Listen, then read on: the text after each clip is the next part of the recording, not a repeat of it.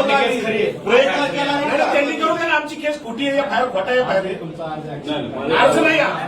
हा अर्ज नाही. आम्हाला एफआयआर तरी द्या, नाही तर मी खोटा एफआयआर करतो म्हणून माझ्यावर कारवाई करू. सरकारी कामात आज करायला म्हणून करा. चला आपण सीआयडीला भेटू शकता त्यांच्या इन्व्हेस्टिगेशन. साहेब एक महिना झाला एक स्टेटमेंट आहे मतलब पोलीस साहेब एक महिना झाला एक स्टेटमेंट तरी आले सीआयडीचं. बरं आम्हाला सांगा, सीआयडी तुम्हाला माहित नसेल, कोणाला बोलवलं सीआयडी नाही.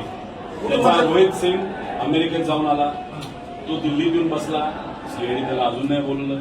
व्हीके सिंग जो मालक आहे त्याला अजूनपर्यंत बोलवलं नाही. त्याच्याजवळ मेंटेनन्स करणारा महाराष्ट्रात बसणारा जो त्यांचा माणूस आहे त्यालाही अजून बोलवलं नाही. सीसीटीव्ही बद्दल फक्त इथले गोळा केले त्यांनी आम्हाला काल. त्यानंतर तिथं जो जे 2 येणार होते कॅप्टन पायलट ते अचानक कॅन्सल झाले. का झाले त्यांना अजूनपर्यंत बोलवलं नाही, त्यांना नोटीस नाही. आणि डीजीसीच्या कोणत्या अधिकाऱ्यांनी मंजुरी दिली याला? आणि हे आमच्या लेवलला आम्हाला कळलेलं माहिती आहे. आता पब्लिकला तर काहीच माहित नाही. लोकांना माहित नाही. आम्ही घरचे असू, हे 8 तास बसतात.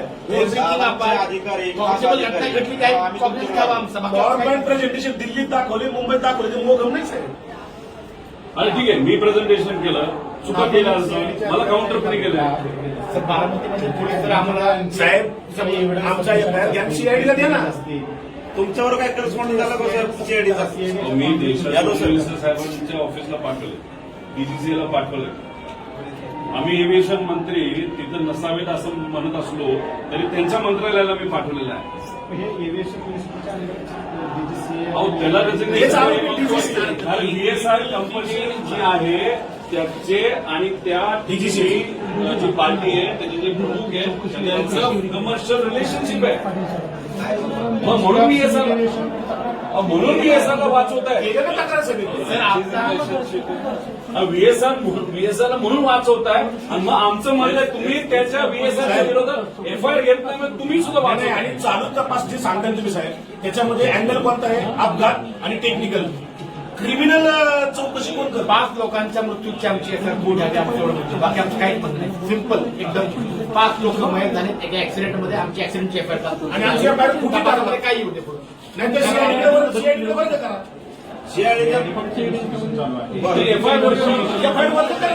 इन्व्हेस्टिगेशन म्हणून त्याच्या फाइंडिंग झाल्यापासून तुम्ही गुन्हा दाखल करणार आहे. गुन्हा दाखल व्हायचा 1 महिना झाला साहेब. 1 महिना जर दाखल त्यांनी केलाच नाही तर आम्ही काय करतो? डिस्कशन व्हायला पाहिजे. साहेब सीबीआय